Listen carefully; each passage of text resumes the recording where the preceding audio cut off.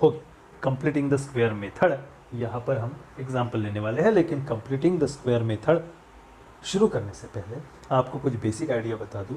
Basic idea ऐसी है कि इसे सॉल्व करने के लिए आवश्यक होती है थर्ड टर्म।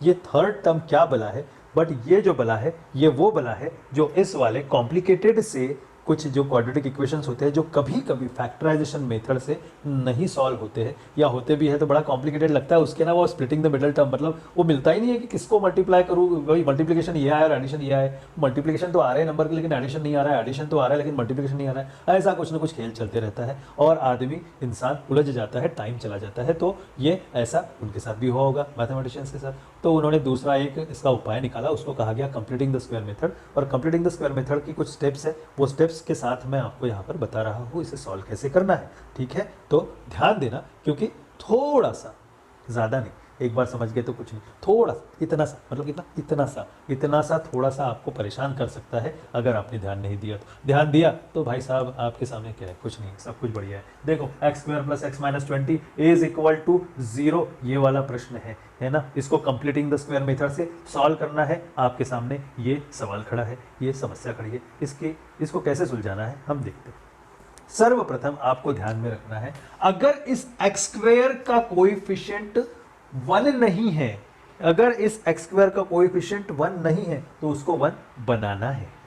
कैसे बनाएंगे? जैसे अगर यहाँ 2x square plus 9x plus 17 is equal to 0, ऐसा कुछ है। देखो यहाँ 2 है ना, इसको 1 कैसे बनाएंगे? डिवाइड कर दो सबको, 2 से डिवाइड कर दो, इसको भी 2 से, इसको भी 2 से। इधर क्या आएगा, कैसे आएगा, वो बात की बात है, पर ये 2 कैंसिल हो गया, यहाँ पर X square plus 9/2x minus 17/2 is equal to 0 आ जाएगा। ये जो है ये थोड़ा परेशान करने वाला, दिक्कत देने वाला दिख रहा है, वो बात की बात है, वो सुलझ जाता है, अच्छे से सुलझ जाता है। पर मुख्य मुद्दा है ये जो एक्स स्क्वायर या फिर ये स्क्वायर वाला जो वेरिएबल है, उसकी फर्स्ट टर्म जो है, पहली टर्म जो है, उसको उसका कोएफिशिएंट 1 बनाना ही है, हमको पहला 1 बनाना ही है। लेकिन यहाँ पर आपको कोई वो दिक्कत दिख नहीं रही है। क्यों नहीं दिख रही है? क्योंकि ऑलरेडी इसका कोएफिशिएंट 1 है। चलो, वो जो पहली स्टेप है हमारी, make coefficient of X square as 1, ये तो अकम्प्लिश है, ऑलरेडी अकम्प्लिश है ना, उसमें तो कुछ देखना ही नहीं है। तो उस वजह से हमारे पास ये already X square plus X minus 20 is equal to 0 लिखा हुआ है। चलो, ये हो गया। दूसरी स्टेप क्या है? दूसरी स्टेप है हमको ना ये जो कांस्टेंट है ना, इसको राइट हैंड साइड में ट्रांसपोज करना होता है। ध्यान देना, दूसरी स्टेप क्या है? Transpose constant to RHS, right hand side में इसको ट्रांसपोज करना है मुझे। ध्यान देना, राइट हैंड साइड में ट्रांसपोज करना है। फिर से ध्यान देना, इस एक्स स्क्वायर का कोएफिशिएंट 1 बना लिया। दूसरी स्टेप है इस वाले कांस्टेंट को, चाहे माइनस हो प्लस हो, जो भी, उसको राइट हैंड साइड में ट्रांसपोज करना है। तो देयरफॉर मुझे क्या मिलता है? X square plus X is equal to minus 20, इधर गया तो 20, ये मिल गया मुझे। ओके, ये मिल गया। यहाँ तक तो ठीक है। अब आती है बारी इसे सॉल्व कैसा करना। देखो, अब यहाँ से ध्यान बहुत ज़्यादा कंसंट्रेशन से रखना है हमें। अब क्या करना है, हमें थर्ड टर्म निकालनी है। देखो, यहाँ एक टर्म है, दूसरी टर्म है, इसके लिए एक थर्ड टर्म भी हमको निकालनी है, बनानी है। वो कैसे बनाते हैं, उसके लिए फॉर्मूला है आपके पास। तो थर्ड टर्म जो है वो निकालने के लिए फॉर्मूला क्या है, ये देखो, फॉर्मूला है 1/2, क्या 1/2 मल्टीप्लाइड बाय क्या आ जाएगा? कोएफिशिएंट ऑफ एक्स और उसका स्क्वायर। ये थर्ड स्टेप है हमारी, क्या? थर्ड टर्म निकालना हमारी थर्ड स्टेप है। तो इस वाले इक्वेशन में कैसे बनेगी? That is equal to half multiplied by coefficient of X. कितना है ये कोएफिशिएंट एक्स का? कुछ यहाँ दिख नहीं रहा है, यहाँ कोई भी अगर कोएफिशिएंट दिख नहीं रहा है, बाय डिफॉल्ट 1 होता है, तो 1 लिख दिया और फिर इसका स्क्वायर कर दिया। मतलब ही क्या हुआ? देखो, ये 1 जो है इस 1 के साथ मल्टीप्लाई होगा, 1 1 जा 1, तो ये 1 अपॉन ये 2 का होल स्क्वायर आ जाएगा। अब एक चीज़, ये जो दिख रहा है ना, ये 1/2 का होल स्क्वायर, ये बहुत ज़्यादा इंपॉर्टेंट रोल प्ले करता है, ये वाला। इसका जो आंसर आएगा वो तो है ही, जो है वो है, लेकिन ये 1/2 होल स्क्वायर, हर एक एग्जांपल में ये सॉल्व करने के बाद में, जो भी यहाँ नंबर आएगा उसका स्क्वायर, ये बहुत ही इंपॉर्टेंट रोल प्ले करता है हमारे आगे वाले आने वाले एग्जाम्पल के सोल्यूशन में। ठीक है, तो इसको ध्यान में रखना। चलो, अभी इसको सॉल्व कर देते हैं। दैट इज इक्वल टू 1 का स्क्वायर भी हो जाएगा, 2 का स्क्वायर भी, 1 का स्क्वायर 1 और 2 का स्क्वायर 4, 1/4। फिर से कह रहा हूँ, ये 1/2 दिख रहा है, बहुत इंपॉर्टेंट रोल प्ले करता है 1/2 होल स्क्वायर हमारे आगे आने वाले क्वेश्चन में। तो हमको थर्ड टर्म क्या मिली यहाँ पर? 1/4 मिल गई है। 1/4 यहाँ पर हमारा थर्ड टर्म का जो सपना है वो पूरा हुआ। और यहाँ चौथी स्टेप आ जाती है, ऐड करना है। ऐड ये third term to both sides. कहा बोथ साइड्स, दोनों साइड्स में ये थर्ड टर्म जो है ऐड करनी है मुझे। दोनों साइड्स में ये थर्ड टर्म मुझे ऐड करनी है। मतलब कि मैं क्या करूंगा, ध्यान देना, ये जो है ना, ये वाली साइड और ये वाली साइड, इसके दोनों साइड में ये 1/4 ऐड करनी है। मतलब ये वाला एक्सप्रेशन, ये वाली इक्वेशन के दोनों साइड में 1/4। यहाँ से यहाँ जंप कर रहा हूँ मैं। देखो क्या हो रहा है, x² plus x plus 1/4 is equal to 20 plus 1/4।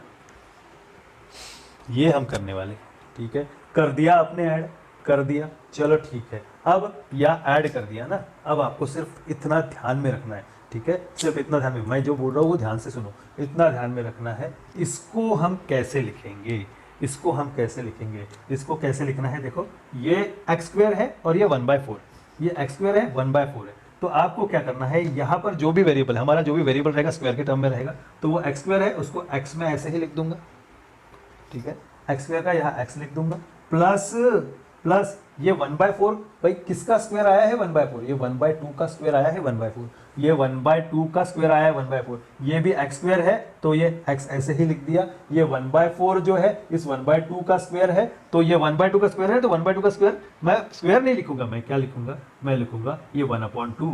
ये 1/2 मैंने कहा था ये बड़ा इंपॉर्टेंट रोल प्ले करता है। ये वाला जो 1/2 है यहाँ पर लिख दूंगा और इसको मैं बोल दूंगा इसका होल स्क्वायर, मतलब x² प्लस x प्लस 1/4 जो है x प्लस 1/2 का होल स्क्वायर है। ये ऐसे ही रैंडमली नहीं निकाला गया है बच्चों, ये क्या है एक्चुअली, ये इस वाले फॉर्म का है। a plus B whole square को अगर हम करते हैं ना तो क्या आता है, a² plus twice ab plus b², ऐसा कुछ आता है ना। चलो इसको मैं सॉल्व करके दिखाता हूं। तो ये वाला आता है क्या, देखते हैं, x प्लस 1/2 का होल स्क्वायर, तो क्या आ जाएगा यहाँ a plus B whole square, तो इस a का स्क्वायर था, तो यहाँ पर क्या आ जाएगा, x का स्क्वायर आ जाएगा, है ना। फिर plus 2 times ab, plus 2 times a मतलब तो यहाँ पर x है, b मतलब तो यहाँ पर 1/2 है, लिख देता हूँ 1/2, ओके। और प्लस b² मतलब इस 1/2 का होल स्क्वायर, 1/2 का होल स्क्वायर।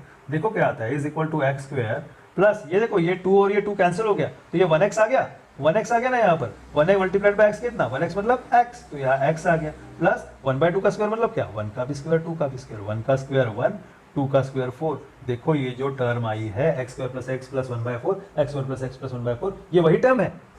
इसका जब एक्सपेंशन किया तो यही आया है, तो इसलिए मैंने शॉर्ट में, जब भी आप करोगे तो ये करना ही है, आपको ध्यान में रखना है। एक्सप्लेनेशन ये है, बट अगर आपको याद रखने के लिए करना है तो कैसे करेंगे भाई साहब, x² प्लस x प्लस 1/4 आया है, ये हमेशा हमेशा किसी न किसी का स्क्वायर आएगा, किसी न किसी का स्क्वायर आएगा, तो वो किसका स्क्वायर है वो यहाँ लिख देना है। तो ये x² है तो इसको सिर्फ x लिख दो, ये प्लस का साइन यहाँ पर रख दो, और ये 1/4 है, 1/4 किसका स्क्वायर आया है, देखो 1/2 का स्क्वायर 1/4 आया, तो ये वाली जो टर्म है यहाँ ऐसे लिख दो, पूरे ब्रैकेट को स्क्वायर दे दो, हो गया यहाँ पर किस्सा, ठीक है, ये हो गया।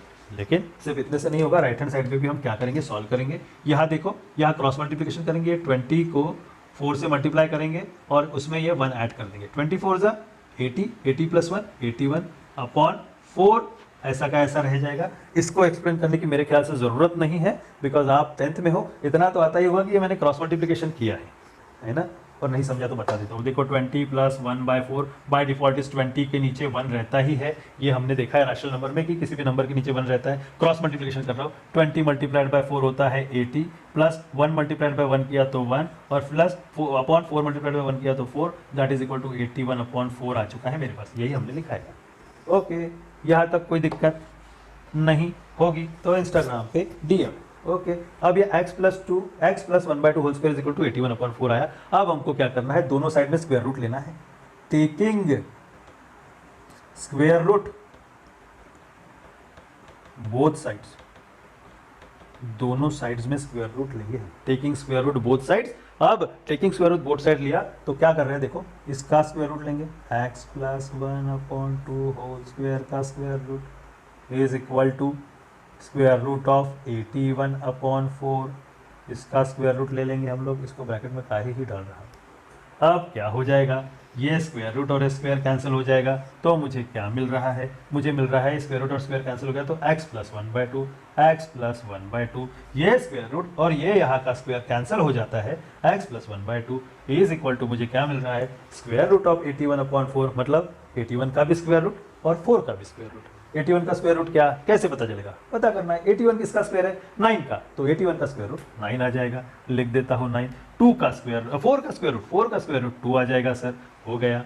पर एक चीज है ना, एक चीज आपको ध्यान में रखना, ये प्लस भी हो सकता है माइनस भी हो सकता है। ये क्यों बोला, ये इसलिए बोला क्योंकि देखो ना, -2 का स्क्वायर भी 4 होता है, +2 का स्क्वायर भी 4 होता है। -2 मल्टीप्लाइड बाय -2 करेंगे तो भी minus multiplied by minus plus 2 2 4 होता है, मतलब -2 का स्क्वायर भी 4 होता है, +2 का भी स्क्वायर भी 4 होता है। तो जब भी मैं स्क्वायर रूट लूंगा इसका, तो पॉसिबल है कि ये -9/2 होगा या फिर +9/2 होगा, कुछ भी हो सकता है। अब ये करना ही क्यों है, क्योंकि हमको पता है क्वाड्रेटिक इक्वेशन में 2 रूट्स आने हैं, 2 रूट्स तो निकालनी है हमको।